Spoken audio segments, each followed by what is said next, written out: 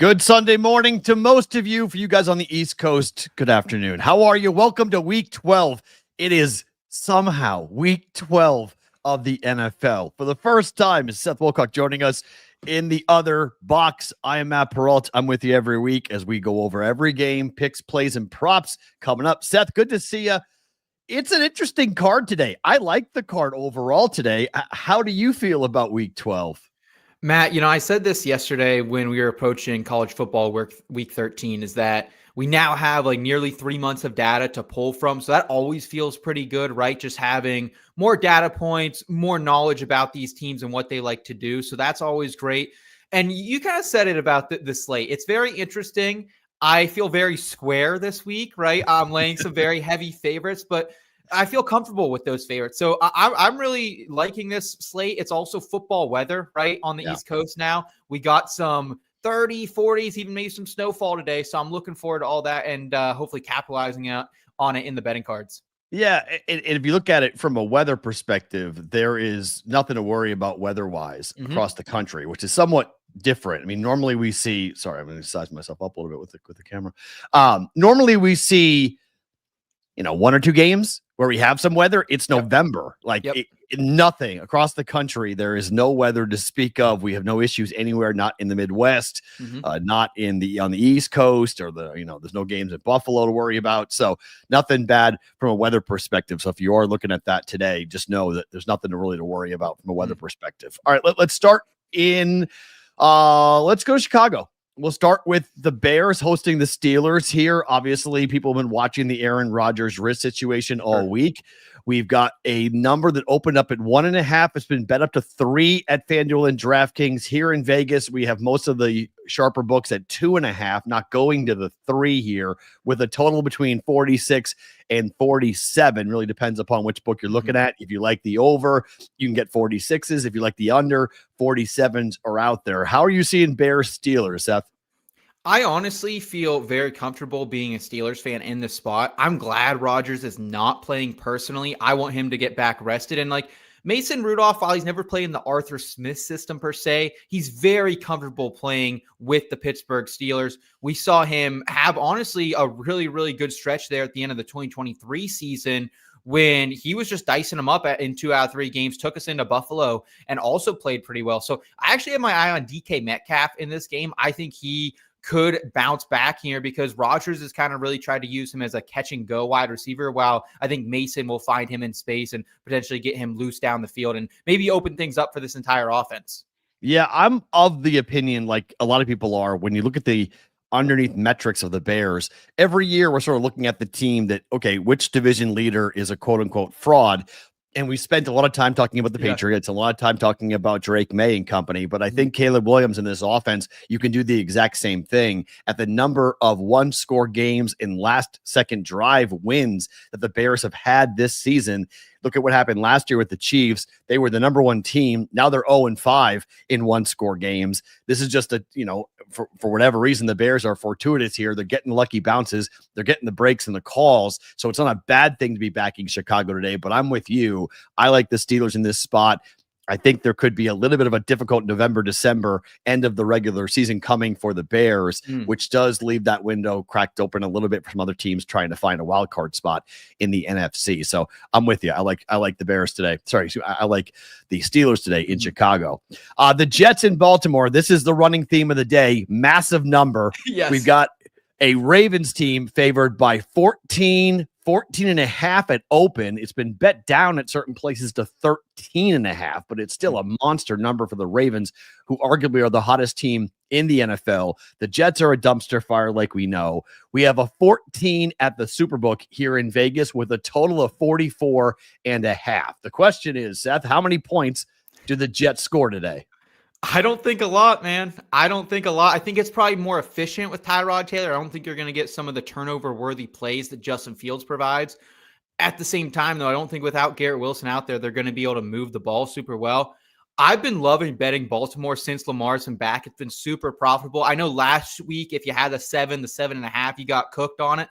I had the 6.5. I altered it down. That eventually came through for me on the Mark Andrews trick tush push there. So that was great. And honestly, man, like the Ravens right now, they're winning by an average of 12.8 points in the 4 weeks since Lamar Jackson has been back, only allowing 14.3 points in that span. So I just don't see any sort of life out of this Jets offense. The one time we saw it was against Cincinnati.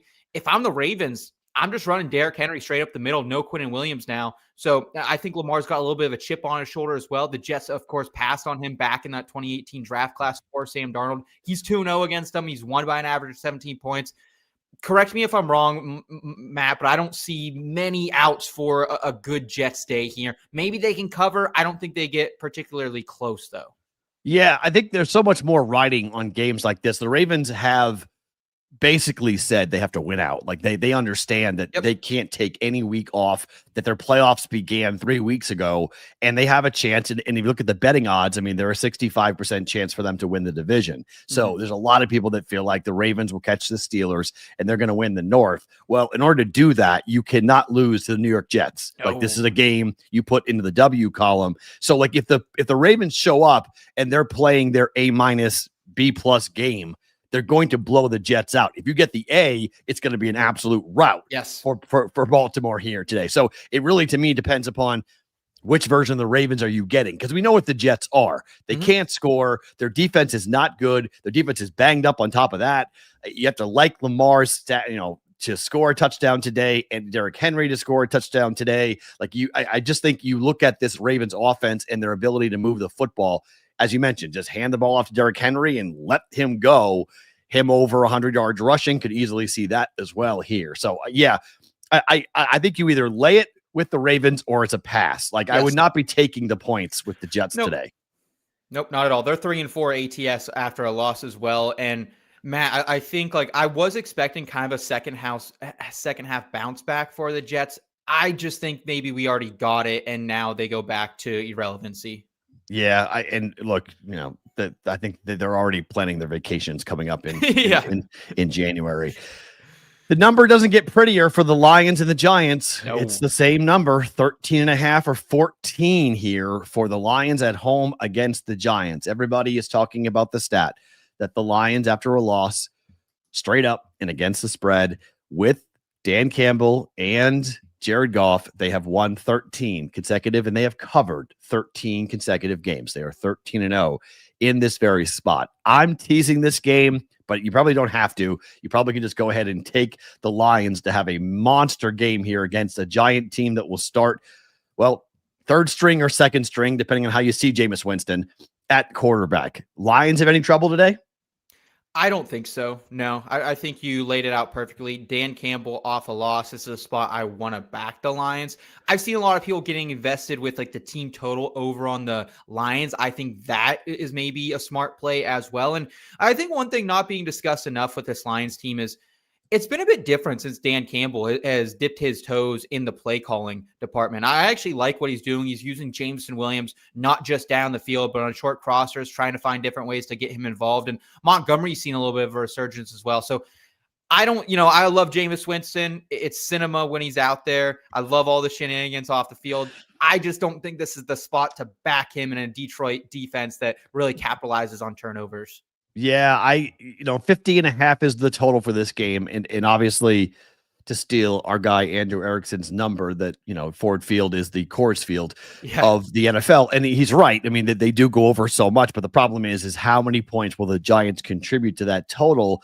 And if you get a Jameis Winston disgusting 2 interceptions, really poor football game here on the road, Giants may only score like 14 points, and then it's a 30-14 type win, and the game stays under. So I'm a little bit hesitant. I like the team total angle. I think if you want to get involved with the total, doesn't stop the run. They're pretty bad. They're actually the worst in terms of yardage given up on the ground.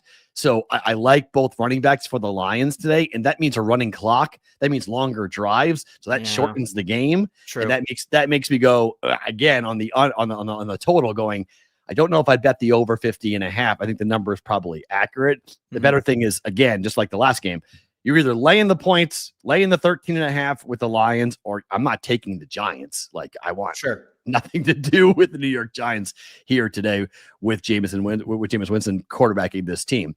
Another big number. It's the Patriots on the road. And my gosh, 7.5-point road favorites are dangerous here. Again, I'm teasing this. I'm taking the Lions down. I'm taking the Patriots down. I think the Patriots win. The total is the story here. We're up to 51.5 at certain books for this total between the Patriots and the Bengals. And I think it has a lot to do with the fact that the Bengals defense is just bad. And they expect the Patriots to go and score quite a bit of points. I mean, they already threw 40 plus up on the Panthers. That was at home. Yeah. But this Bengals defense is bad, Seth. I like the Patriots here to win the game, but I don't hate someone telling me to lane 7 points or 7.5 because I would expect the Patriots to score today. Yeah, I think I would, if I was going to be betting this game, it would be doing one of two things. One, alting that down to 6.5, right? Taking that. Yeah. Or second, can we get invested in player props on the Patriots? I really like Kayshon Boutte being back. Him and Drake May have such a connection. And if you've been betting May props recently, if you've been playing him in fantasy, he's been a little bit disappointing. Still a great floor every single week. But without Boutte to take the top off the defense, he hasn't had those big plays that come in spades with Kayshon Boutte out there. So I think Boutte kind of unlocks things, which is crazy to say for a guy who felt kind of irrelevant for years past. And I just don't think Cincinnati can get after the quarterback here. The Patriots offensive line, I mean, you're a Boston guy. You could tell me what you've thought about them, but I honestly like how they've been playing lately. They've been protecting Drake May, and when he does get into trouble, he's quick enough to scramble out of it. Yeah, I think the bigger thing for this game for me is where Cincy is, because there was thought and there was movement in the market when Joe Burrow was cleared and he was questionable. Yes. You saw Cincy money come into the market and pull the number down to 6.5. Well, then once it was declared that Burrow is not playing today, but rather Thursday against the Ravens, that to me shifted, in my mind, the mentality of the Bengals team. They don't care about this game. This game means nothing. They know they're playing, their arch rival on Thursday. They know they have a short week, and they know Joe Burrow is coming back, and Jamar Chase will be there on Thursday. He will not be there today for Joe Flacco. So I feel like Zach Taylor's record without Joe Burrow at the quarterback spot is abysmal. So I don't see him, even though it's my team and I've ripped on Zach Taylor forever, I don't see Zach Taylor's team rising up here and really showing a ton of resistance to the Patriots, knowing what is happening on Thursday. So there's a big looming next game narrative around this game for me, and that's why I think I would be comfortable laying the 7 or 7.5 with the Patriots. Okay. I'd rather have it obviously be 7 than 7.5. So I just teased it down. It was 7.5 here in Vegas last night. I pulled it down to 1.5. But the Patriots losing today would blow a huge opportunity that they have in the division, coming off what happened on Monday night with the Bills losing to the Texans.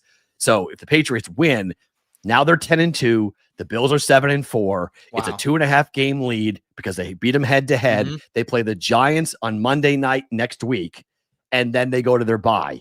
So the Patriots go to 11-2 into their bye week, and the Bills have very difficult games on their docket, and then they play at New England after the bye for the Pats. That could be a hat and t-shirt game for New England. They could win the division. So you got to win today. And I think Mike Vrabel can keep his team focused to do that coming up. And I'm with you. Having Boutte back is huge for this passing attack for Drake May and company, given the lack of the talent in the secondary for the Bengals. Drake May should have a good day throwing the football here coming up today. Another monster number. Seattle is laying 12.5 on the road against Tennessee. I don't know why Mike McDonald's team plays so well on the road, but in the Central and Eastern time zone, they are money. They just go and cover. Whatever number you want to throw up, the Seahawks come back, and you can say it's a bounce back spot for them, and they're going to be able to play better here against a bad Titans team. It's just a play for me looking at the record from Mike McDonald in the Eastern and Central time zones. This guy doesn't lose, Seth. No, and originally when this opened up earlier this week at 13.5, I was considering, do I want to be the squarest bettor of all time and lay another big favorite? I thought about maybe a team total, but then you look at some of these trends, and you said, man, Seattle's been an absolute wagon on the road. 6-0 ATS as an away team, 3-0 ATS as an away favorite, also 3-0 ATS in non-conference games. So I think, as a whole, if you've been betting Seattle, you've been making money. They're 8-2 ATS as a whole. Tennessee, we know they've been a little bit better against the spread this season than they were a year ago, especially after the firing of the head coach there. I just think this is a really great spot for Sam Darnold after a few rough weeks. This defense in Tennessee, they've allowed the third most points per game. Been a bit better against the run as of late with Simmons back on the other side there. But still, I think for whatever reason, like Cam Ward, he is struggling to move the ball. We do have DK back out there, which he can give him a little pop in the return game. No Calvin Ridley, though. I just don't think that Tennessee has the horses on offense to keep up or the horses on defense to keep JSN in check. I like JSN a lot this week. I like Seattle here. So I'm going to trust the trends. I'm going to trust my eyes. And with the Titans kind of just in like a lame duck year here, I'm going to go ahead and bet on McDonald and the Seattle Seahawks. Yeah, this is the last game that has fallen off my card. I look, okay. I don't like laying this many points ever. It's just too big of a number. But all the numbers that we're talking about in terms of the dominant offense and defense for this Seahawks team on the road in the Eastern and Central time zones, just I'm going to watch it. I want to see what the number in game I can get, if I can get a better number in game, just to make sure it's going to go the way that we have. But like, it's kind of crazy. The Seahawks are this is the largest road favorite they've been since, or anyone has been since the Ravens were favored by 16.5 against the Giants last year. Wow. It's the largest road favorite in week 12, going forward in week 12 or earlier. For the Eagles in 2022, they were minus 14. Since 2020, favorites of 11 points or more on the road are just 3-7 ATS, and they're just 5-5 straight up in those games. So I don't think they lose the game here, but there are some trends that just take a look at where we are. Right. Seattle since 1997 is 1-7 on the road at Tennessee. Now this is a different Tennessee team, sure, but it's just Seattle. So this is why this number I looked at it. I was like, I love Mike McDonald on the road. This would be a money line parlay piece for me. If you're going to build one of those, I think you build it with Seattle. I think you can build it around Seattle. Mm-hmm. The number just worries me about 13.5. Maybe the Titans show a little more resistance than we think, and they might be able to cover this game. Two more games here in the early window. Minnesota and Green Bay. Every Tuesday, Pat Fitzmaurice and I do a look-ahead show about these numbers, and he has been all over the Vikings against the Packers, and he's a Packer fan. He likes the 6.5. There are 6.5s everywhere. According to the bookmakers I have talked to, this is a straight two-way action bet. There are people taking the 6.5. There's people laying the 6.5. This is a very evenly bet game in the market. You like the Vikings or the Packers with the 6.5 point line, Seth? I think if you're giving me 6.5, I will go with the Vikings. I think one thing being under discussed is like, yes, JJ McCarthy has not been good outside of a couple quarters of football, but at the same time, like this is a kid who he didn't get any practice reps last season, right? None at all. He has been banged up a lot of this season as well. So I think more time is what JJ McCarthy needs on the road here in Lambeau. It's not like a spot I love necessarily, but at the same time, like I'm not worried about the environment. This is a kid who's played in big college football games, some of the biggest that we've seen. And Minnesota, they got to get back on the track. Like if you've been betting them lately, ATS, you have not been making money. I got to think there's a bounce back spot. I think more interestingly, though, I would be willing to, I think, lay the over and hope that JJ McCarthy gets better and finds Justin Jefferson in space like he has been able to, rather than lay the points here and, have them catching 6.5. What are your feels on this one, Matt? I think 9 needs to go away, and I think they got to figure out a different narrative around JJ McCarthy. His numbers are awful at the moment. They're not 7 of 23 passing on 3rd and 4th down, 5 yards or less. 5 yards or less. These are dink and dunk passes. He's 7 of 23 in that spot this season as a quarterback for the Vikings. That is not good. His passer rating of 25.4 on 3rd down would be the lowest over a full season since 2000, when Cordell Stewart in 2003 had a number like this, where it's 30.4. Okay. He just, I don't know what to do with him at the moment. But I'm not backing Matt LaFleur as a favorite. The Green Bay Packers are 0-6 ATS this year as a 4-point favorite or more. They're the first team to go 0-6 or worse in this spot through week 11 since the Packers themselves did it back in 1997 when they were 0-8-1 ATS. So there's no way I'm backing the Packers today. This is Vikings or nothing. Like you're backing the Vikings or that's it. And maybe you wait for an in-game spot and you look to take it at 7, 8, somewhere in that range. But I don't trust Matt LaFleur, and I don't trust the Packers at all today as this big of a favorite. This is a dangerous spot for me if you want to lay the points with Green Bay. And the final game is my favorite bet of the week, and it's 3.5 or 4 now. The late money is coming in on Kansas City.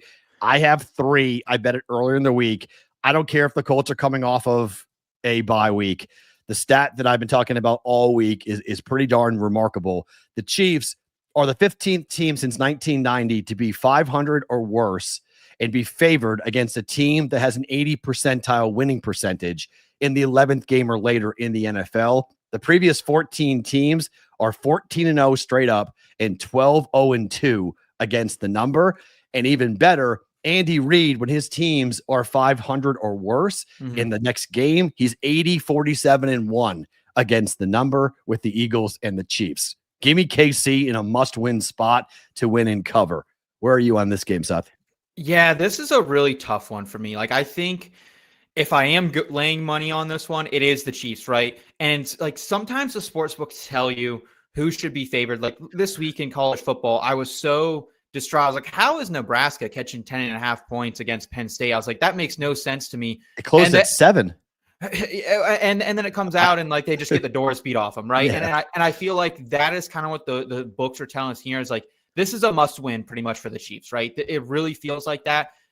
The question for me, Matt, and I'd love to hear your thoughts, is like, does Spags sell out to beat the run? And then it's, to me, it's, can Daniel Jones beat you with Alec Pierce deep? Can he beat you with Tyler Warren over the middle? That is what I'm excited to see. I think he maybe can. So I think this is a little more in the balance.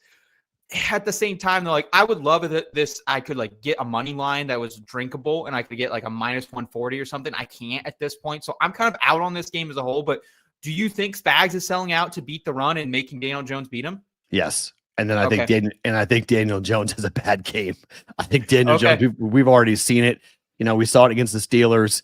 I think it's a similar type performance going on the road, hostile environment, a quarterback that I don't really trust. 3 interceptions Daniel Jones threw in that game against the Steeler defense. And frankly, I like the Chief defense more than the Steelers defense. Steelers defense has a lot of big name guys and big ticket items. Certainly. I like the pass rush to pin their ears back and make Daniel Jones' life difficult. I really don't care about the bye. I mean, to me, it doesn't make an ounce of difference if they're coming off the bye. I think the Chiefs are just up against it. They have no shot. I mean, the Chiefs have to win. If they lose this game, they go to 5-6. They play on Thursday at Dallas on Thanksgiving. They could be 5-7. If they're 5-7, it's done. Yep. Their season's over. Like, that's it. So I'm just banking on Mahomes and company to be placed in a position they haven't been before, where there is no margin anymore. They cannot lose. This is almost a playoff game in my mind for Kansas City, and they're at home at Arrowhead in November. I'm going to back, a top 5 quarterback of all time over Daniel Jones. Sorry. It's just, it may come down to as simple as that, as to whose quarterback I'm going to take. I'm taking the Chiefs quarterback over the Colts quarterback.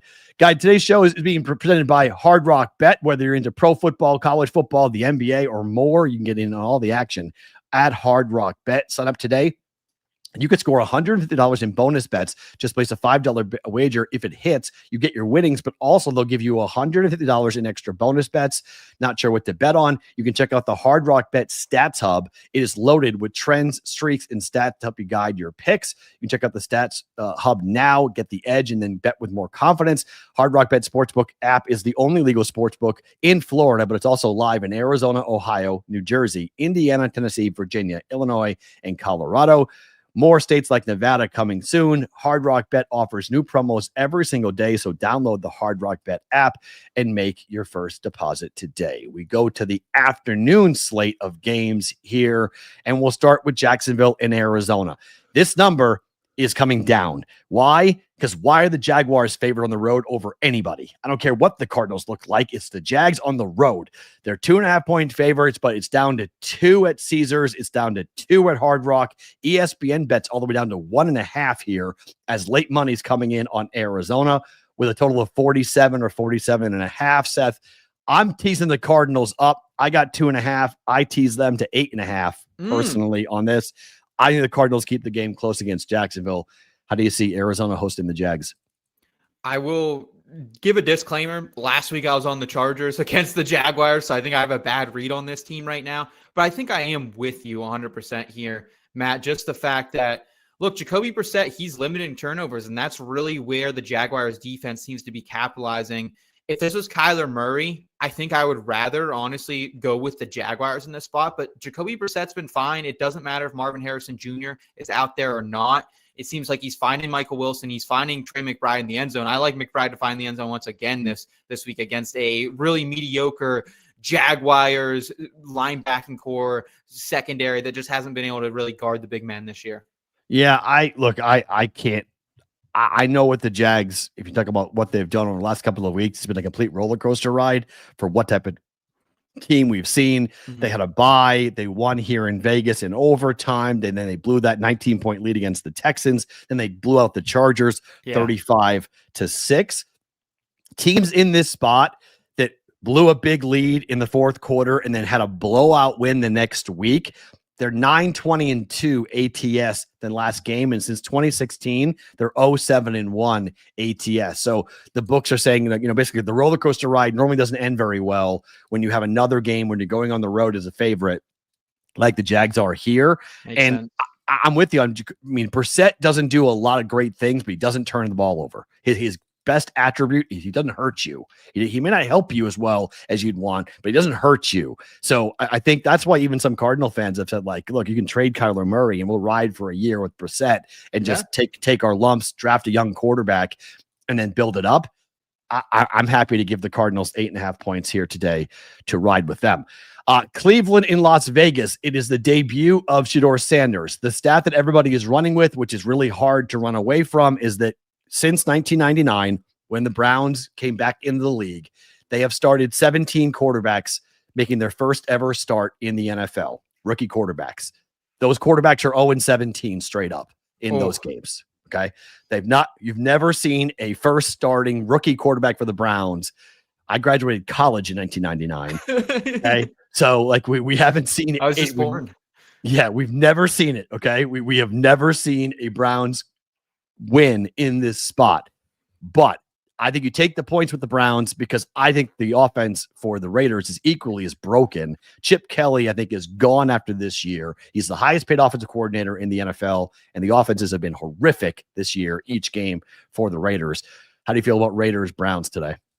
I hate this game. I don't want to watch it. I don't want to bet on it, honestly, Matt. Like, my first inkling says go ahead and bet the under, right? But then it's a 36.5 point total. I don't always feel great about doing that, but I just don't know if the Raiders can run on Cleveland, and that's something I'd really like them to be able to do in this spot. But you mentioned it, bro. Like, Chip Kelly, you can take a freaking hike, man. I have way too much invested, and you warned me before the season too that Ashton Genty might not be the guy that I was expecting him to be. One, because the Raiders offensive line, terrible, but also Chip Kelly, just like it took him till week 8 to say, hey, we can actually throw to Ashton Genty. He can catch the ball. So yeah, like, I'm just kind of out on the Raiders, honestly, right now.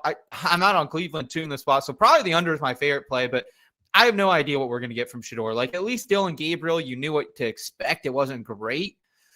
I don't know, man. Like, do you have any reads on this? Any props or anything you have invested in this? Yeah, I'm actually pretty heavily invested in this game. I like the under, like you talked about. I don't think you can expect much from this offense with Shedeur Sanders. I don't care about the whole first week of practice.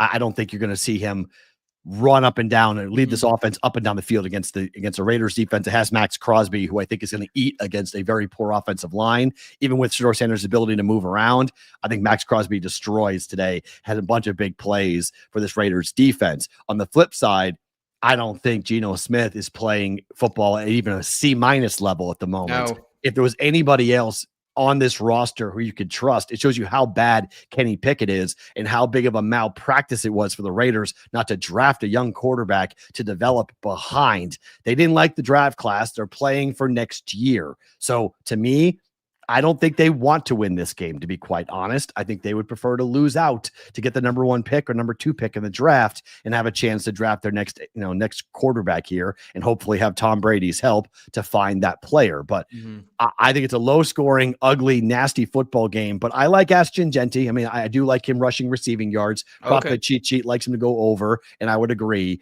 Our guy Debro put out a really good stat about the number of missed tackles this Browns defense has had over the last 4 weeks, so since week 7. So over the last 5 weeks, it hasn't been pretty for this Browns defense tackling wise. And Genty's a really hard guy to tackle. So I do think Ashton Jeanty has a big game catching and running the football today because Chip Kelly's getting drilled here in town. You draft a guy in the 6th spot and he ran 4 times last game against the Cowboys on Monday night in the first half. Unreal. That 91.4% pass rate was the highest this season of any team in the first half in the NFL. Like, what are you doing? You can't do that. Like you can't ask Geno Smith to throw the ball 91% of the time in any half and expect to win. So under, and then Ashton Jeanty to have a decent game. Are you on Geno Smith to throw a pick again, Matt? Because I know that's been. It's just bet it every week. Just keep on. You just bet it. He's throwing 13 interceptions. You just keep on betting it. The number's getting disgusting though. Like it was 160. It was 160 last week. What is it now? I'm seeing minus 155 is the best I can get it right now. Yeah, same thing. I mean, it's a disgusting bet to make because of the juice, but it's just it just happens. 8 of 10 quarterbacks have thrown an interception against the Browns this year. I'll just say that as well. So they have a good defense. So yeah, I yes. Throw a pick. Yes. Bet the yes on him to throw a pick. Atlanta and New Orleans. I really don't have any read on this game because of what's going on here with the quarterback spot for Atlanta. Michael Penix is gone. Tyler Shuck. I went, this is funny. I wish you guys could listen to some of the conversations that Debro and I had. Debro and I did we went back and forth for like a whole day on Tyler Shuck and whether or not Tyler Shuck actually is doing anything of reality or is it all fool's gold? Is it all fake? Is it all a fog? Debro thinks it's a fog. He thinks that Tyler Shuck is somebody you got to be very careful on right now with this New Orleans team. And the number creeping up, everybody betting on the Saints makes me worried here. Numbers up to 1.5 now. It probably goes to 2 at some point here. It opened with the Falcons laying 3.5. Now they're catching 1.5 and maybe even 2. I got nothing on this. Do you? I have a couple player props, but nothing in particular on the game itself, just because I'm kind of with you. I don't really know what to expect out of Tyler Shuck.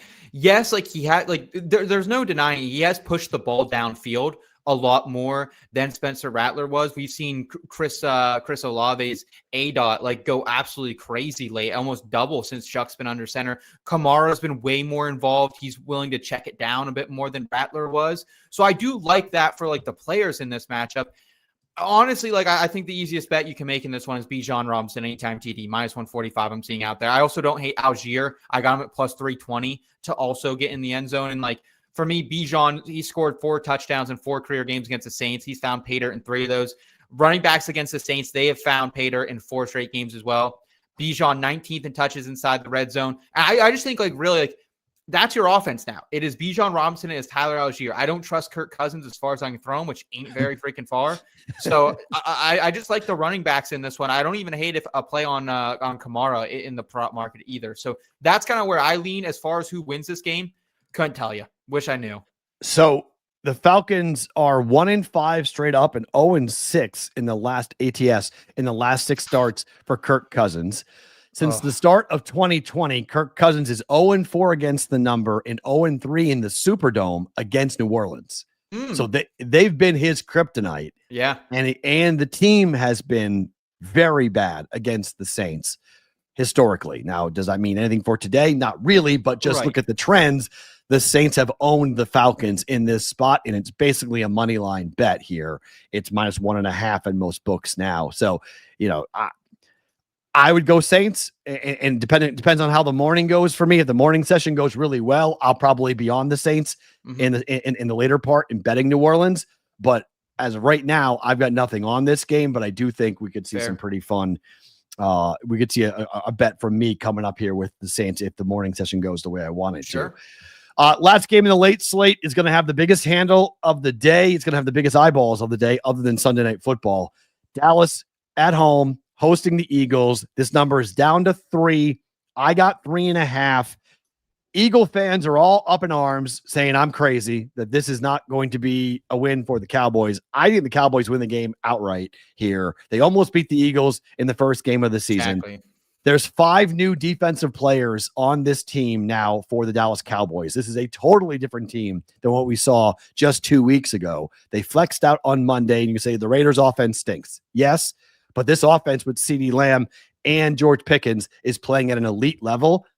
I like the Cowboys. I took 3.5, but I've sprinkled money line as well on the Cowboys. How do you feel about Eagles Cowboys? I'm actually right there with you. I like the dog in this one. I wish I would have been fast enough to get the 3.5 earlier this week. I don't want to get anything lower than that. Money line, I'm fine. Like, I don't think you lay the points. I think you do the money line at this point where the number is now. So I am with you there. And to your credit, man, like you pointed out, the Dallas Cowboys defense, it's not the dumpster fire it was earlier this season. They're still not getting to the passer as much as I would want. But at the same time, like, I just don't know what to expect week in and week out from the Eagles throwing the ball, right? I think that's what they're going to have to do to be in this game, because George Pickens is out there mossing people, looking like the second coming. CeeDee Lamb, do they take him away with Mitchell? Maybe. I don't really think that, it's a 1-for-1 in that situation. So I absolutely do think that the Dallas Cowboys are going to air it out.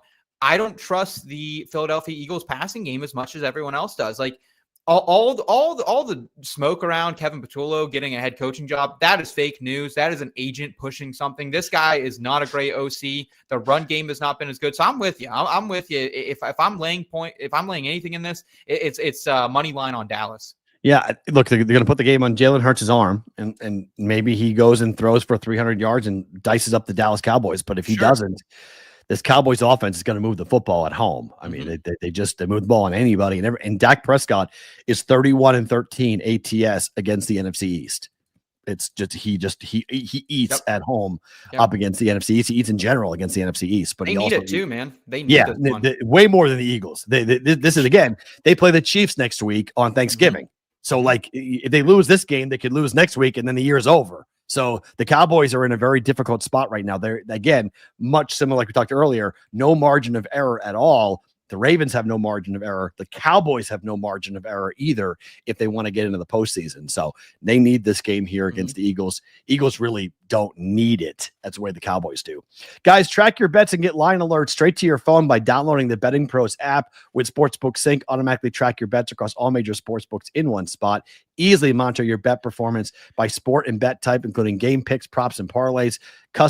Create custom betting systems to find winning trends and profitable opportunities. And new users can get 6 months of BettingPros Premium with your first deposit and wager at one of our partner sportsbooks. Learn more by logging on to bettingpros.com/premium. We go to the night game. It is Baker at night in primetime as a dog. On the road, difficult spot. Rams are my number one team in football. Most people's number one team in football right now.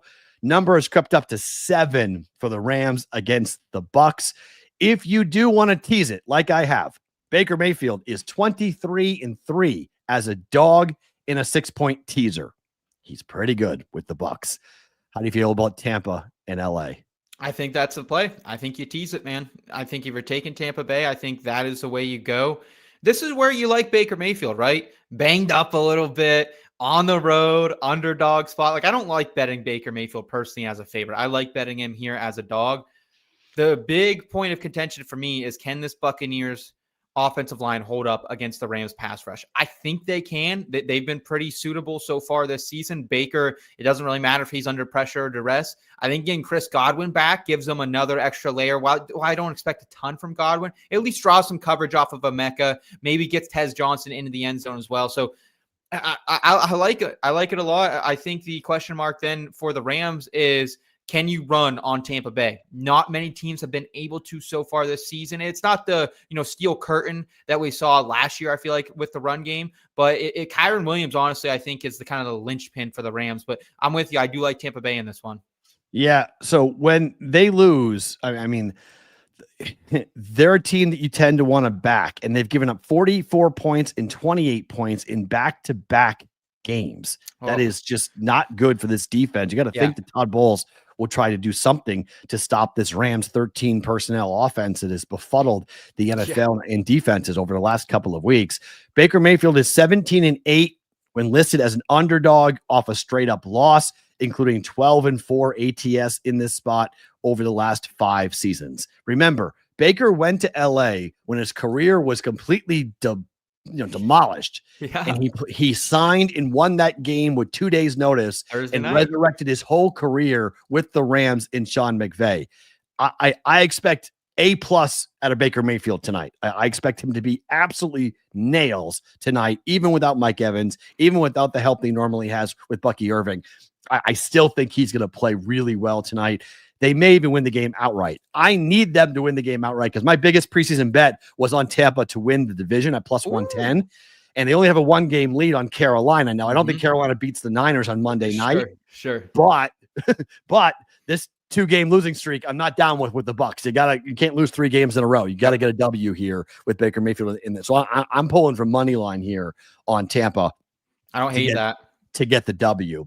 Guys, one more reminder, you guys can score 6 months of BettingPros Premium for free. Just make a deposit and place a wager at one of our partner sportsbooks.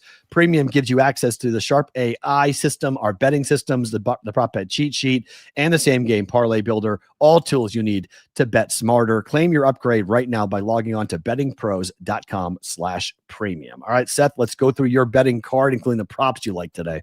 Yep. So starting up at the top, we already talked about Ravens. I laid the points there, minus 13.5. I'm fine with it. They beat teams by an average of 12.8 points in the past 4 weeks. Then I'm also just going with the trends here. And if the trends fail me with the Seahawks on the road against the Titans laying 13.5, it's okay. I understand what you're saying about, some of the historical trends with the Seahawks as this big of a favorite with teams this big of a road favorite in general in the Eastern time zone. I'm going to trust the trends and hope they go ahead and get a big Sam Darnold bounce back. On the parlay side of things, I'm taking the Seahawks minus 13.5. I also like Chig Okonkwo to go over 24.5 receiving yards here. Seattle, they've been just super leaky to the tight end position. We have 9 out of 10 games this season that a tight end has crossed this mark against the Seattle Seahawks. The only one who didn't was Hunter Long for the Jaguars way back when, early part of the season. I like Chig. I also have him straight up to go over 24.5 receiving yards. I also have DK Metcalf. We talked about him. I think right now, like Mason Rudolph, he was really good with George Pickens, similar type of receiver back in 2023. 2 of those game logs for GP in that spot, 4 for 195 on 6 targets, 7 for 131 on 9 targets. I think DK Metcalf goes over his prop. I thought 48.5 was a great line for him. And then Derrick Henry, over 17.5 rushing attempts. This is my favorite bet of the week, Matt, because look, if the Ravens are going to win, it's going to be by feeding Derrick Henry and just chewing some of this clock late. So I like Derrick Henry quite a bit. He's gone over this prop as well in 5 straight games. So love seeing him. Trayvon Henderson, 19 carries, 22 carries for Quinshad Judkins against this defense the past 2 weeks. And also give me Bijan. We talked about him. I like him and Algier to maybe both find the end zone against the Saints. They've been very, very bad against opposing running backs when it comes to inside the 20. And then Trey McBride. Give me Jacoby Brissett to continue to make money with one of the best tight ends in the league. So that's what I'm going with my betting card this week. Matt, what do you have on yours? So for me, and I'm just looking at late actives and inactives here and late line movement as well. The Chiefs are my favorite play of the week. I made that on Tuesday. I got the 3. It's 3.5 now. Up against the Colts. I know why people like Indianapolis here, but this is just Patrick Mahomes as a short favorite. I know they don't tend to cover these situations. People are going, the trends all say to bet the Colts. I get it. I understand it. Maybe 3.5. You like Indy plus 3.5. I laid the 3 with the Chiefs. Cowboys at plus 3.5 as a home dog against the Eagles. I think you can take it on the money line as well as plus 3. We've seen some times things have come down with Dallas plus the 3. Eagles, don't need this game. Cowboys are desperate. The total of the week that I like is the Browns and the Raiders. I don't think, even though the last 4 games have gone over for the Browns, I still think this Shedeur Sanders-led offense cannot be trusted. I do think the Raiders get after it with Max Crosby and make his life difficult. Did not like what I saw, and I know you could say, well, he didn't work with the ones. I don't know how much work you get in 1 week that changes everything for this Browns offense.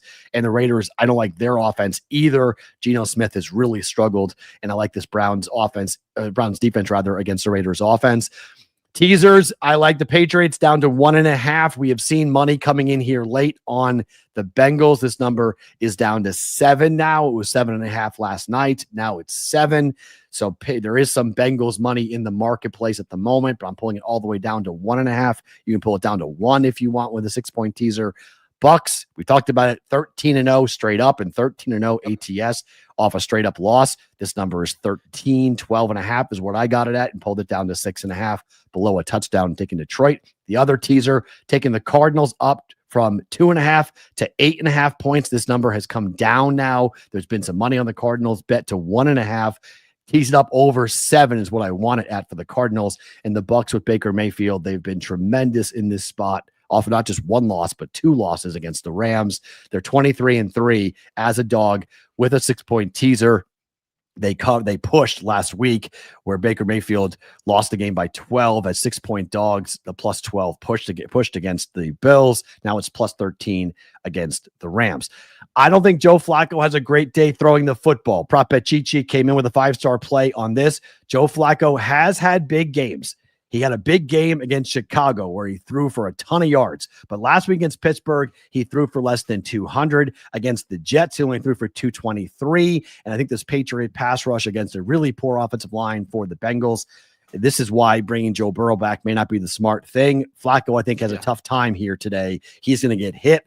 And without Jamar Chase, I'm going under. And the numbers are all over the place. You can find as high as 247.5 right now in the market, or as low as 232.5. So shop around for this number. There's a lot of discrepancies about Joe Flacco's passing. 247.5 under Joe Flacco. And Mike Gesicki, the tight end for the Bengals, he's a former Patriot. I don't think the Patriots are going to let him do anything against them here catching the football. Last week, he had no catches against Green Bay. He had 15 yards receiving up against the Lions. He's had just a bunch of really poor games catching the football here for this Bengals team. Flacco's not looking for him for whatever reason. We're going under 30.5 receiving yards for Joe Flacco. And then the one over I like is Ashton Genty over 78.5 rushing and receiving yards. You mentioned it earlier. I think they'll get involved in the passing attack with Ashton Genty in the screen game to try to slow down that pass rush for the Browns. I like Ashton Genty to go over 78.5 rushing and receiving yards here today for our props. Seth, on the way out, any closing thoughts for week 12? Hey, just enjoy it, guys. I know, when you're stacking up some losses instead of building that bankroll can be frustrating. We only have so many times when we're going to be able to bet an entire slate of NFL football. So I hope everyone enjoys it. Continue to be smart with your bankroll as well. We still got a long way to go, including the NFL playoffs and Super Bowl coming up here in the new year. Yeah, I'll echo that. Look, November and December in the regular season, if the best bet you make today is one bet you don't make, be happy about that. Because these numbers are getting super, super sharp, and it gets more and more difficult to go ahead and beat the books when we get into the later part of the season. So this is when you kind of ride your futures, your win totals and your season long props and the things you guys bet. There's no harm in just sitting back and only making a couple of plays today if you don't love the card. I tend to like the card today. I didn't like the card yesterday in college. I do like the card today here. So for Sal in the back, he's Seth. I am Matt. We're back next week for week 13. Same place, same time, noon Eastern time, every Sunday here on the Betting Pros YouTube channel.